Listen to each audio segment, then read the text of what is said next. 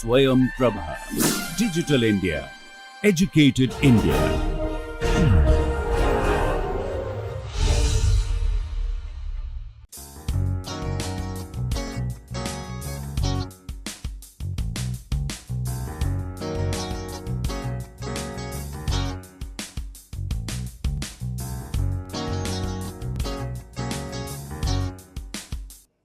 In this lecture, we will discuss how to design suitable experiments to identify the nature of protein ligand interactions by isothermal titration calorimetry. We have at length discussed that how to choose protein concentration, how to choose ligand concentration. We have also discussed that how to obtain the thermodynamic parameters from an isothermal titration calorimetric profile. And then we further discussed that how to get the values of K, delta H, delta S and hence delta G naught, and in what way these should be interpreted. Obviously, the next question is that if we look at the overall value of delta H naught, it could be either positive or it could be negative. A positive value of delta H naught of binding does not necessarily mean that the binding is only hydrophobic in nature, or an overall negative value of delta H naught does not necessarily mean that the protein ligand interaction involves only ionic or polar interactions. Whenever a ligand binds to a target site, the binding site involves amino acid residues, and those amino acid residues will have some polar character, it will have some hydrophobic character, depending upon the type of amino acids which constitute the binding site. And therefore, when the incoming ligand comes and fits there, it is possible that there could be a combination of the polar interactions and the non-polar interactions. And whatever predominates, the sign of delta H will reflect on that. And that is why when the value of delta H naught is overall positive or the value of delta H naught is overall negative, we say that the binding is predominantly polar in nature or the binding is predominantly hydrophobic in nature. Now, can we design further experiments which can support our claim more authentically about the contribution or establishing the contribution of polar interaction, whether these are hydrogen bonds, electrostatic interactions, or how to identify the involvement of hydrophobic interactions. Let us discuss those issues in this lecture. Let us take a look at again the same slide which I discussed in the previous lecture on the binding of anti-inflammatory drug naproxen with serum albumin, amitriptyline which is antidepressant, and methimazole with serum albumin.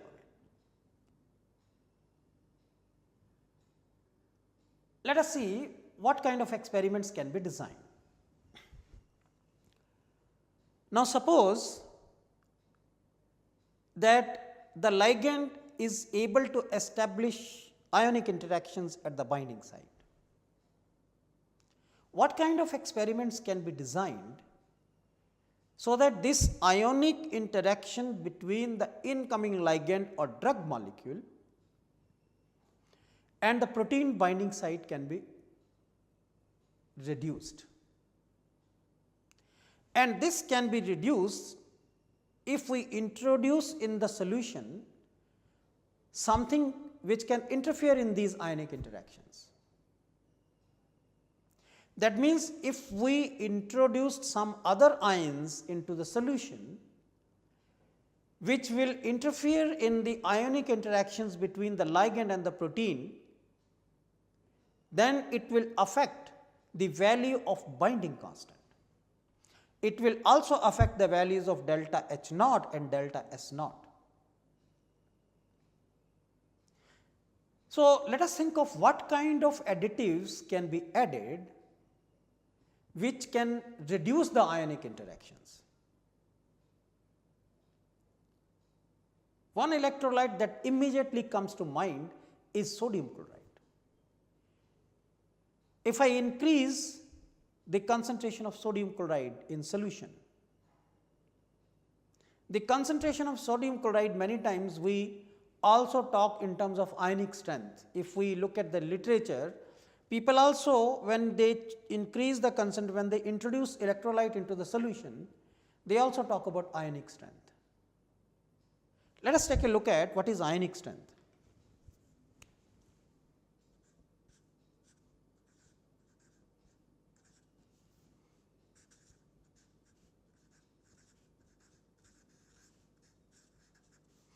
Ionic strength is represented by the symbol I. And what is this I defined? This I is defined as half summation I Ci Zi square, where this C is concentration, Z is charge. And if one wants to express in terms of molality, then I can also write I is equal to half summation I Mi Zi square, where M is molality and C is concentration.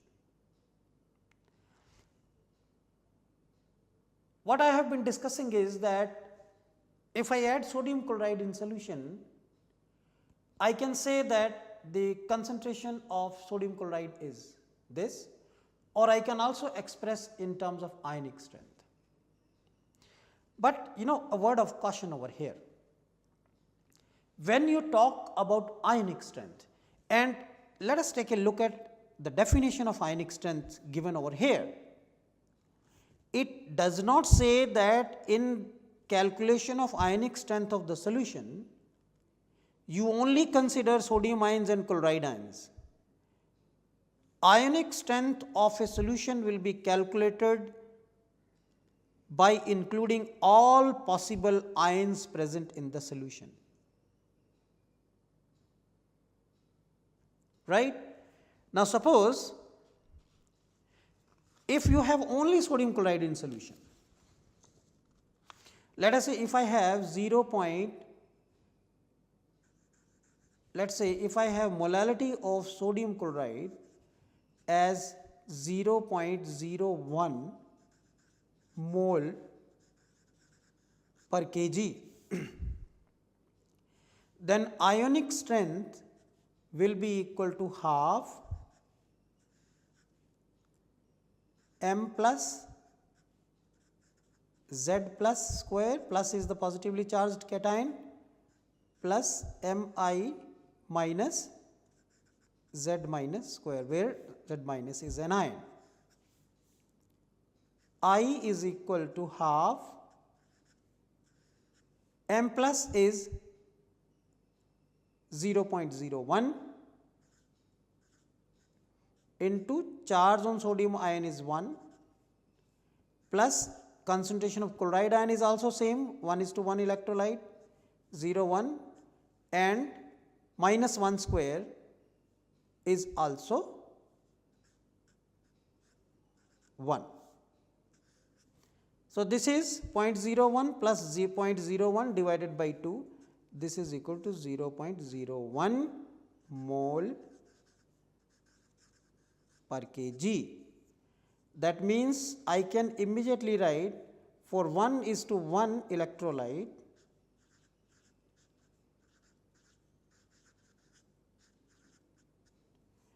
I is equal to m.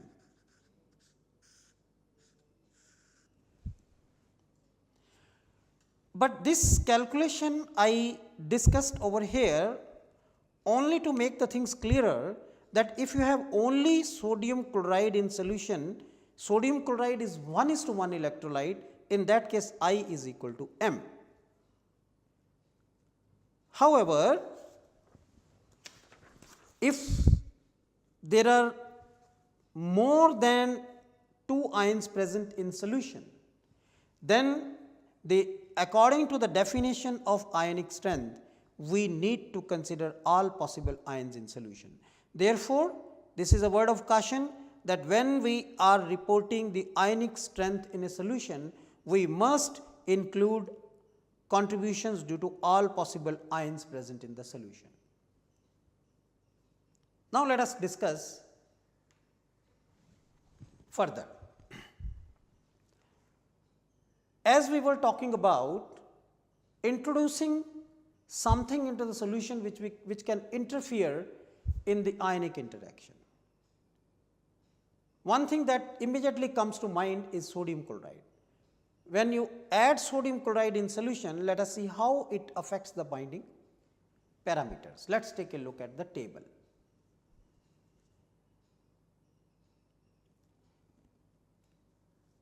This table is the same table that we discussed earlier, expressing that the binding constant of naproxen with serum albumin is of the order of 10 raised to the power 7. Let us keep in mind. And for amitriptyline, the binding constant is of the order of 10 raised to the power 4. Now, let us take a look at how the data, the binding data gets affected when the concentration of sodium chloride is increased in solution. Let us first take a look at the binding of naproxen. As the concentration of sodium chloride is increased in solution from 0.2 molar to 0.5 to 1, the order of the binding affinity decreases. It decreases from 10 raised to the power 7 to 10 raised to the power 6, and further increase in concentration of sodium chloride, you see, further leads to decrease in the value of binding constant.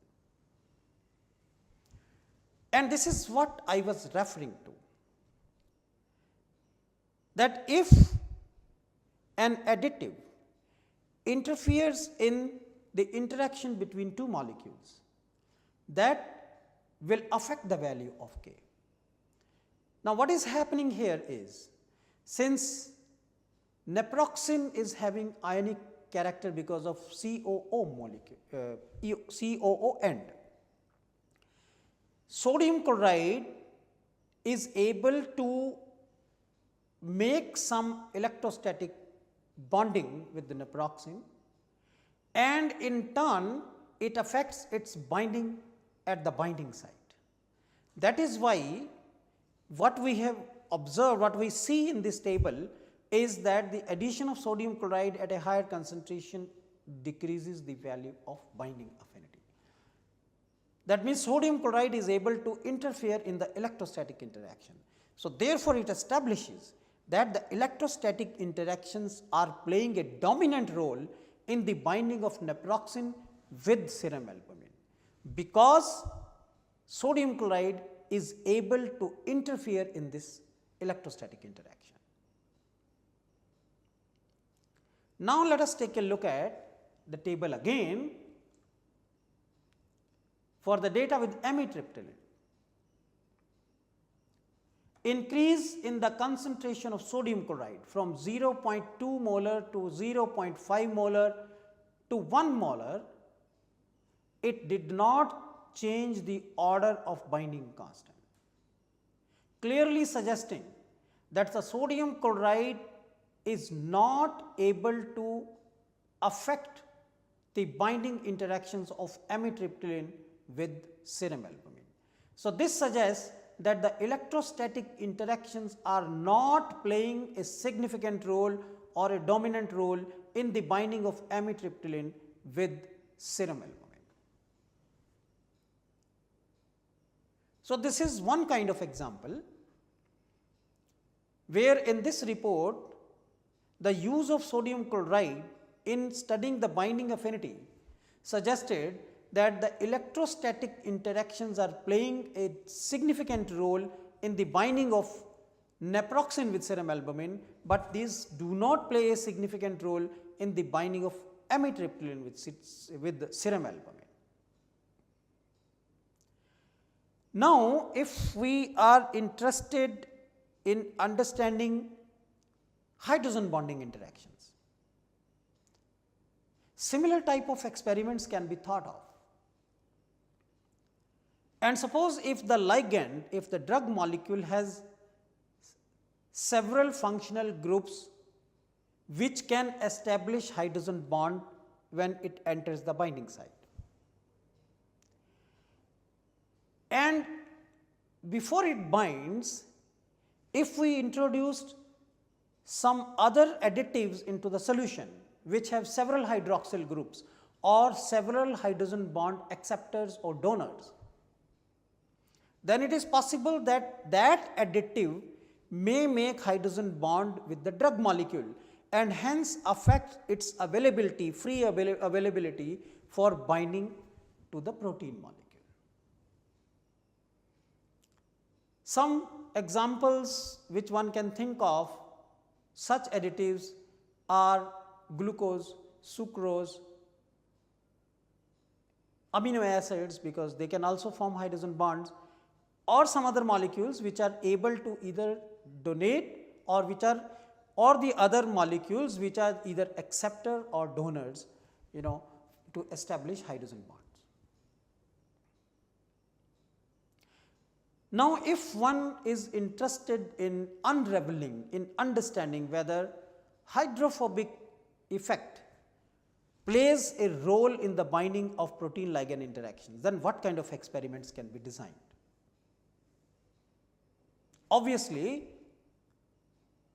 the effort should be to choose the additives which can engage in hydrophobic effect with the solute molecule, with the drug molecule, and hence affect its availability for interaction with the protein. Let us take a look at some example.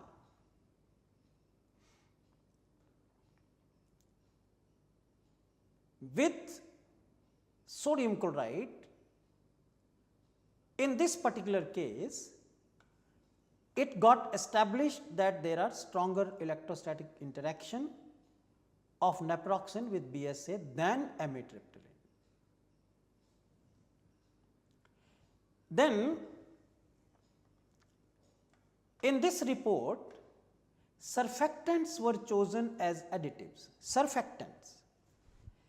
Surfactant molecules will have a long hydrophobic tail and a polar head group or ionic head group. The hydrophobic content of surfactant is large. But if one chooses surfactant molecules as additive, one must be careful. Here is a word of caution. It has been observed that the surfactant at higher concentration can lead to denaturation of the protein.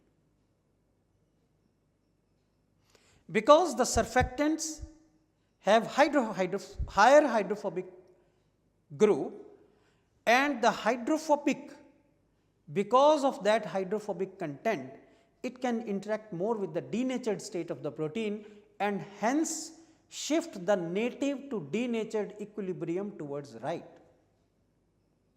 Surfactants have been observed to denature the protein above a certain concentration.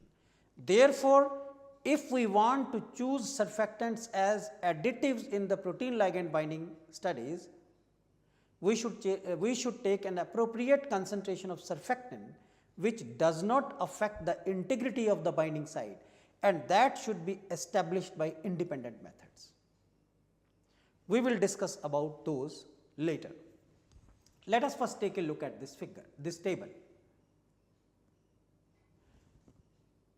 The table gives the thermodynamic parameters associated with the binding of naproxen with serum albumin in presence of SDS. H-tab is a cationic surfactant, SDS sodium dodecyl sulfate is an anionic surfactant, TX100 tritone X100 is a non-ionic surfactant.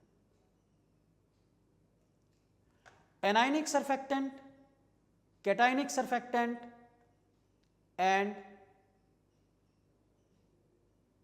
tritone X100 which is a neutral surfactant, non-ionic surfactant. In presence of sodium dodecyl sulfate, the concentration of sodium dodecyl sulfate in this experiment, in this report was taken as 8.5 millimolar. It was observed that the binding is completely lost. As long as SDS at this concentration 8.5 millimolar does not lead to the denaturation of the protein, it establishes that the ionic interactions are significant because it has sulfates negatively charged end. And you see it gets a support to this conclusion because the non-ionic surfactant is not interfering in the binding to a large extent. It has only reduced the binding affinity from 10 raised to the power 7 to 10 raised to the power 6. Similarly, experiments can be designed with amitriptyline to understand that what kind of interactions are predominant in the binding of the drug with the protein. In short, by a suitable choice of the additives and doing the isothermal titration calorimetric experiments, the comparison of the data suggests in further establishing the relative contribution of individual type of interactions in the overall binding process. Now, it is possible that the different drugs may go and bind at the same binding site. Sometimes the drugs are given in combination. And if one is interested in understanding that whether the individual drugs go and bind at the different binding sites or these drugs go and bind at the same binding site, can isothermal titration calorimetry help in understanding this? The answer is yes. So, how does one proceed? Amitriptyline, which is an antidepressant, and naproxen, which is anti-inflammatory drug, are sometimes given in combination. And therefore, it will be of interest to understand whether these drugs go and bind at the same binding site or they bind at the different binding site. How we can design the experiment to understand this? What one can do is, you form a complex of serum albumin with naproxen and titrate with amitriptyline and vice versa.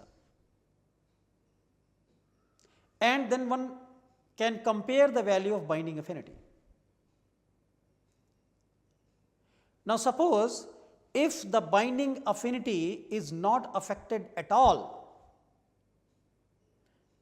what I mean is, you form a complex of the drug with serum albumin and titrate with another drug, and if the binding affinity is not affected at all, that means the incoming drug is going and binding at some different binding site. And if the binding is affected, if the binding affinity is reduced, that means there is an overlap of binding site. Let us take a look at the data in this report. What was done is, the binding of naproxen and amitriptyline with serum albumin was studied in presence of each other. That is, amitriptyline BSA complex was formed and it was titrated with naproxen, and the resulting isothermal titration calorimetric profile yielded the data presented in this table, where you see the value of K remained of the order of 10 raised to the power 7, although the absolute number decreased to a small extent. Whereas for amitriptyline, when it was titrated to naproxen BSA complex, it remained of the order of 10 raised to the power 4. One thing is there, that if a site is occupied by a ligand which is weakly bound, and another ligand comes which has a strong affinity at the same binding site, that will displace this molecule. Now look at this table. Here naproxen is titrated with amitriptyline BSA complex. The value of K remains of the order of 10 raised to the power 7, although there is a slight change in the absolute value. But when amitriptyline is added to naproxen BSA complex, the value of K is remaining nearly same.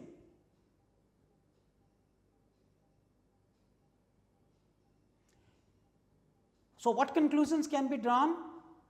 Is naproxen binds to BSA with reduced affinity, and amitriptyline also shows a slightly decreased binding affinity, a slightly decrease, only a slight decrease which is there in the absolute value. So based upon such kind of experiments, conclusions can be drawn whether the drug binds at the same site or at the different site.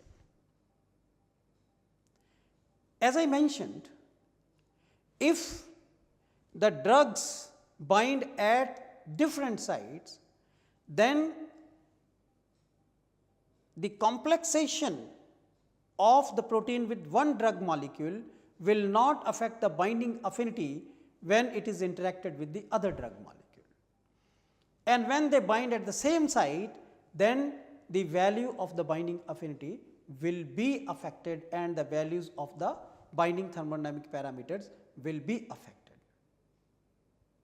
So therefore, isothermal titration calorimetry can also assist in establishing whether the different drugs bind at the same site or the different drugs bind at the separate site, different sites.